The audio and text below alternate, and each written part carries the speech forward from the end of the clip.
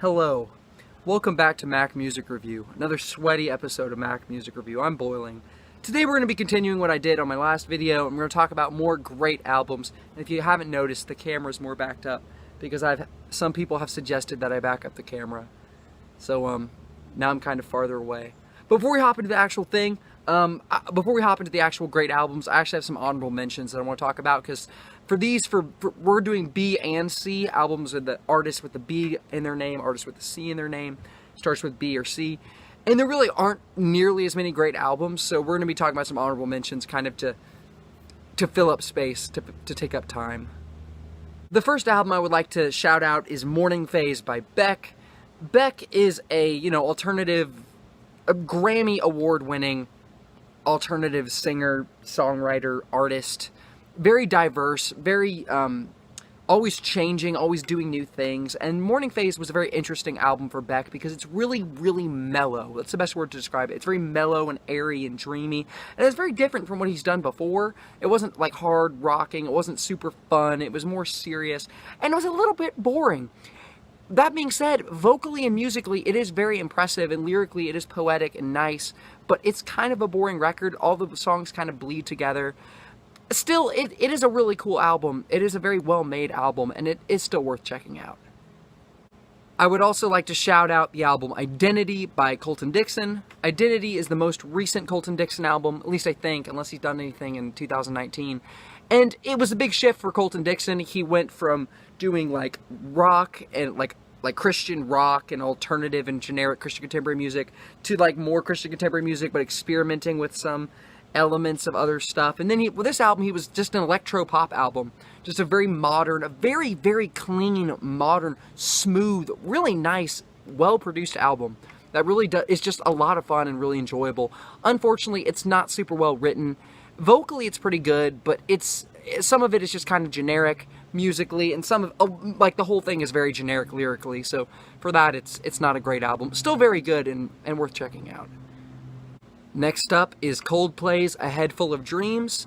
A Head Full of Dreams is a very lively, energetic, fun, very, very good sounding album for the most part. Not all of it is fantastic, but the production is really, really nice, and it does sound really good on a lot of these songs, and it is a very well produced. Vocally, it's pretty good. Not every single song 100% hits the mark. There are some lackluster ones, but the majority of the record is very enjoyable and sounds really good. It's not a great album, but it's very, very, very close to being great because it has so much going for it. Musically, it is a really, sometimes beautiful, sometimes very fun and enjoyable. It's a really good record. My last shout out, my last almost great album, but not quite, is going to be Only the Lonely by Colony House. Colony House is a band started by like the son of Stetus Curtis Chapman, the Christian singer.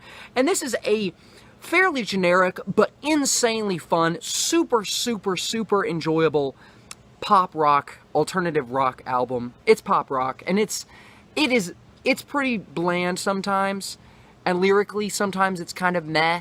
But it sounds really good, and it has some really, really fun, enjoyable songs. 1, 2, 3, 4, You and I are like can't-miss songs. You have to check those out. Super good, super fun, and enjoyable.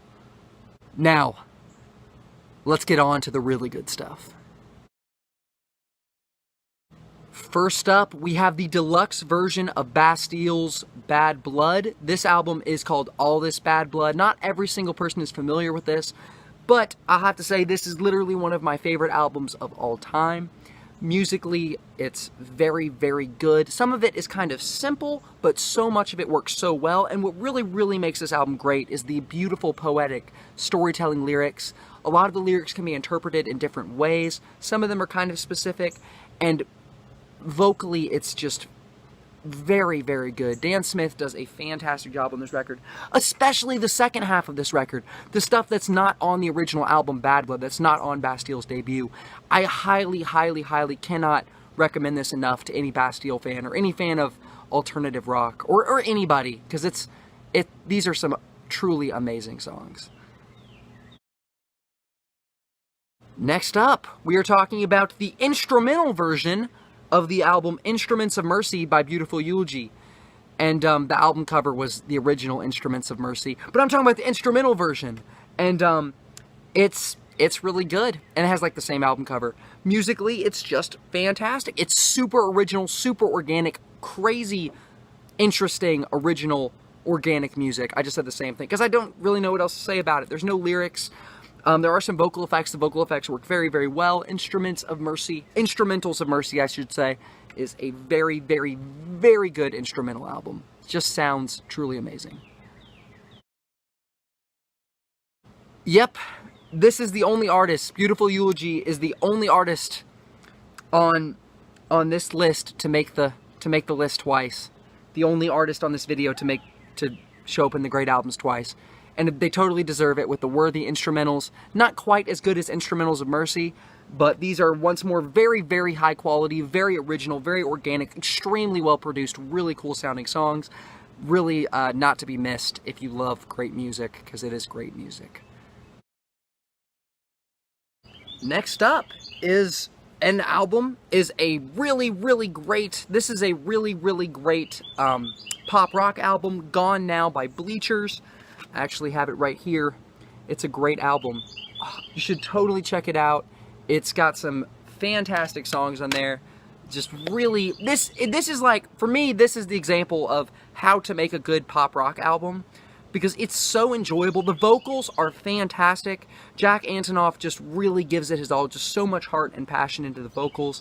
The music is so well produced, so grand and over the top at parts, and the lyrics work pretty well. But that's not what I'm talking about. That's not why this album's on this list. It's the music and the vocals, and it just sounds amazing.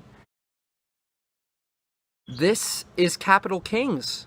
Capital Kings is the self-titled album for the Christian EDM / pop duo Capital Kings, and this is a very fun album. It's not very well written, it's not very smart, it doesn't have to be, because it's so much fun. This is a very fun album that I come back to and always puts a smile on my face, and always getting enjoyment out of it. I have to make this clear, this is definitely the worst album on this list, and it's probably not even a great album. I just love it so much that I put it in great, but it's not the best thing ever. If you want to criticize this and say it was a bad album, or point out why it's definitely not great, I wouldn't really argue with you. I wouldn't argue with you, because it's not very well written or anything. But it's fun. It's a really fun pop EDM album that just sounds great. Last album on this list is Mad Haven by Cannon. Cannon is a lightning fast Christian rapper. He's known for just going so hard and being so energetic and so fun. And really, most of his songs are not super serious, but this album has some really serious lyrical content and is actually really good. This album turned out way better than I would have ever thought. You know, it was released in 2013, right after or 2014.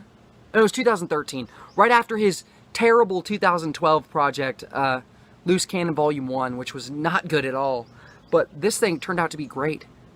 Some really great production, some really, really super solid lyrics, and of course, really good rapping. This is a really good rap album. I am dying out here. The sun is killing me. Thank you for watching the video. If you like any of these albums, give a like and subscribe, and tell me which of these is your favorite album. If you haven't listened to any of these, please listen to all the great albums. You don't have to listen to Capital Kings. Like I said, I'm calling it a great album because I give it 4 out of 5. 4 out of 5 qualifies as great, qualifies as an awesome album for me. But check out these albums if you want some good music to listen to.